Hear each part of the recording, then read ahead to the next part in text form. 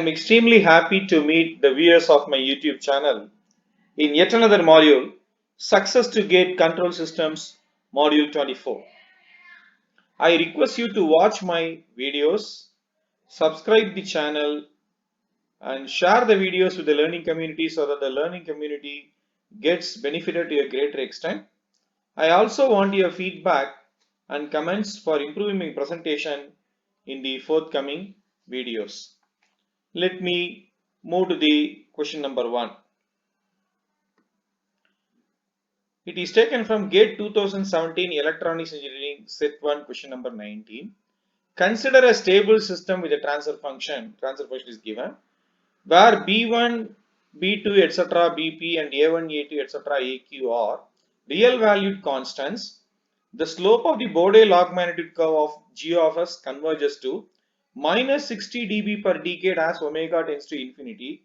A possible pair of values for P and Q is 4 options given. See, the transfer function is given in the problem. What is asked is how many poles and zeros should be there so that as omega tends to infinity, slope of the Bode plot converges to minus 60 dB per decade. So we can straight away write that the resultant slope is equal to minus 60 dB per decade as omega tends to infinity, or I can say at high frequency the resultant slope of the Bode plot is minus 60 dB per decade as far as the magnitude plot is concerned. That is the asymptotic magnitude plot. See, number of zeros is P, number of poles is Q. Each zero, we know very well that they will contribute 20 dB per decade. Similarly, each pole will contribute 20 dB per decade but with minus sign. That is why minus sign for poles, positive sign for zeros. Whether you have zeros at origin or poles at origin, this 20 dB per decade or minus 20 dB per decade is common thing for zero and pole. If they are present at origin, then they will always contribute 20 dB per decade or minus 20 dB per decade. If they are present at place other than the origin, definitely up to the corner frequency the slope will be 0. There only it will be 20 dB per decade or minus 20 dB per decade, depending upon whether it is a non-zero zero or non-zero pole. This we have very clearly seen in Bode plot. This I have mentioned in the last slide, that is in the table where you can refer my previous presentation in control system lecture series. This is very clearly explained that. So P minus Q into 20 dB per decade equal to minus 60 dB per decade. Therefore, P minus Q should be equal to minus 3. Therefore, for what values of P and Q, P minus Q will be minus 3, we have to see. Among these options, option B, option C, option D will not give minus 3, they give minus 6, minus 1, minus 2. Therefore, this is the only option coinciding with this. Therefore, option A is correct. See how simply we have done. Next question, it is taken from GATE 2018 Instrumentation Engineering. It is a problem on phase margin. That's all. Consider the transfer function, the phase margin of G of S in degrees. I think the last question, similarly this question, we should have covered in the Bode plot and gain margin, phase margin modules itself. But due to the more number of questions, we could not cover. That is why whatever we have left out, I have covered in this module. So phase margin means we need to have gain crossover frequency. Therefore, we should have sinusoidal transfer function expression. Always it is better to express it in time constant form. It is in pole 0 form. So 2 can be taken outside here. So 2 into 1 plus 0.5s. So 2 cancels. Therefore, G of j omega is 1 by 1 plus j omega, 1 plus j 0.5 omega. So magnitude is 1 by root of 1 plus omega square, root of 1 plus 0.5 omega square. Now we have to find out gain crossover frequency. What is gain crossover frequency? It is the frequency at which the magnitude is 1. So equate the magnitude to 1. So squaring on both sides and cross multiplying, we get this. So if you simplify, finally we get the frequency, gain crossover frequency is 0. So at the gain crossover frequency, what is the phase angle? So phase angle expression we should write. So 1 plus j omega means tan inverse of omega. 1 plus j 0.5 omega means tan inverse of 0.5 omega. Since both these terms are present in the denominator, minus sign. So at this omega g equal to 0, phase angle is 0 degree. Therefore, phase margin is 180 minus 0, 180 degrees. Either you can write 180 degree or minus 180 degree. Both are same. Let us move to the next question. GATE 2017 Electrical Engineering Set 1 question number 22. So one unity feedback control system they have given. What is the value of K that results in the phase margin of the system to be 30 degrees? They have asked. So the answer should be given in 2 decimal places. H of s is 1, G of s is given. So from G of s, we can find G of j omega. Of course, we can write the expression for magnitude. E power minus j omega means magnitude is 1. J omega magnitude is omega. So K by omega is the magnitude. So phase angle in degrees, e power minus j omega means minus omega. So in degrees, pi radians correspond to 180 degree means omega corresponds to, that we have to write with a minus sign, because this is a minus sign. J omega means angle is 90 degree, so minus 90 degree. Now the question is, to have a phase margin of 30 degree, what should be the value of K? So if the phase margin has to be 30 degree, then we should have got minus 150 degree at a particular frequency.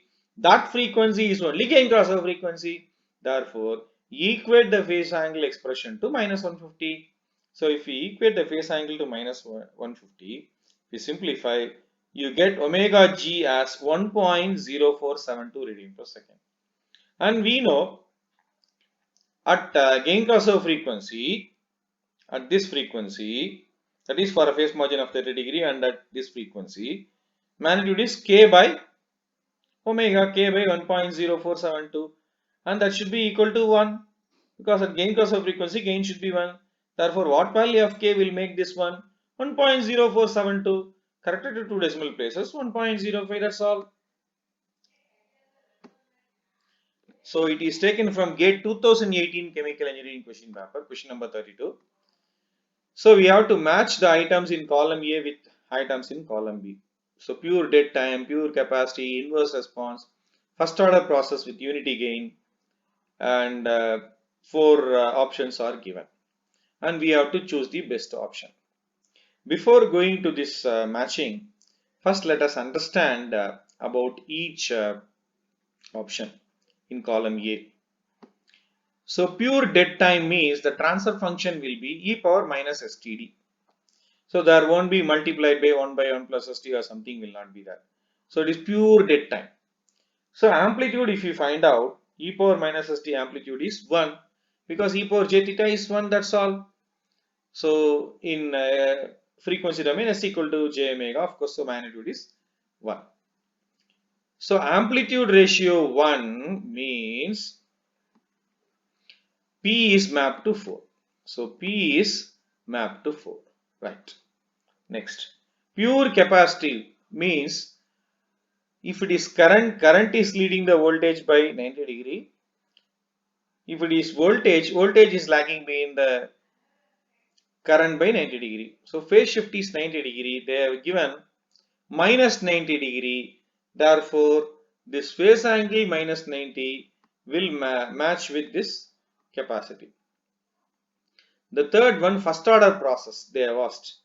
First order process, 1 by Ts plus 1, normally a first order process. We have seen this in control system time response also, first order system. 1 by Ts or 1 by Ts plus 1. 1 by Ts means it is simply a type 1 system. If it is a type 0 system, 1 by Ts plus 1. So the amplitude, if you take 1 by root of 1 plus omega square t square. So if omega is greater than 0, this will be definitely greater than 0, right? So if this is greater than 0, this will be greater than 1. Therefore, square root of a greater than 1 is greater than 1. Therefore, the ratio is less than 1. Therefore, this amplitude is greater than 0, less than 1. So, it is definitely greater than 0. Even if we have 1 by Ts, 1 by j omega, so 1 by omega in that case. So in that case, this 1 will not come. Simply 1 by omega, right? So 1 by omega t, of course, 1 by omega t. As omega is increased, what will happen is omega t will increase. Therefore, magnitude will be definitely less than 1. So greater than 0, less than 1. So that is how we have to take.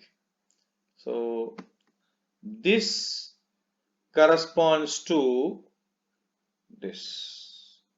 Right. Now coming to the inverse response, that is 0 less than amplitude ratio less than 1. That is what we have seen. Inverse response. Let us analyze this k1 by s minus k2 by tau s plus 1, that is this option, with k2 being greater than tau k1. Let us give some numerical values. K1 equal to 1, tau is equal to 1, Kt equal to 2. In that case, K1 into t is 1, K2 is 2. So 2 is greater than K1t. So 1 by s minus 2 by s plus 1. So if we take inverse Laplace transformation, 1 minus 2 into e to the power of minus t. So here, if you see at t equal to 0, this is 1, so minus 1. Generally, inverse response system will start with minus negative values, and as time increases, what happens is this value decreases, right? So this value decreases. At steady state e power minus infinity, this will be 0, so 1. So it means response varies from minus 1 to 1. Normally response will vary from 0 to 1. Here response varies from minus 1 to 1 because of this inverse response characteristic. So initially the value is negative. So it starts from the negative value. That is why it is called inverse response system. So that means pure dead time is matching with this, pure capacity with this, inverse response with this, this with this option is coinciding. That is why option D is correct. Last question, GATE 2016 Chemical Engineering question paper, question number 19. A system exhibits inverse response for a unit step change in input. Which one of the following must be necessarily satisfied? So it is very much similar to what we have seen in the previous problem, but they are asking in terms of words, statements. Transfer functional system has at least one negative pole. Just because it has got one negative pole, we cannot say it is having inverse response. Because whenever you have a negative pole, it will be an exponential decay, that's all. Positive pole means it will be an exponential rise. So we have to choose between these two only. So here, if you have negative 0, then it may not start with the initial negative value. Whereas if we have a positive 0, so positive 0 means 0 is present in the right half of S plane. So if the 0 is present in the right half of S plane, definitely it will have a non-minimum phase characteristic. So it will exhibit inverse response. So that is the correct option. If you want more explanation for this, probably you have to see some videos on inverse response systems in process control applications.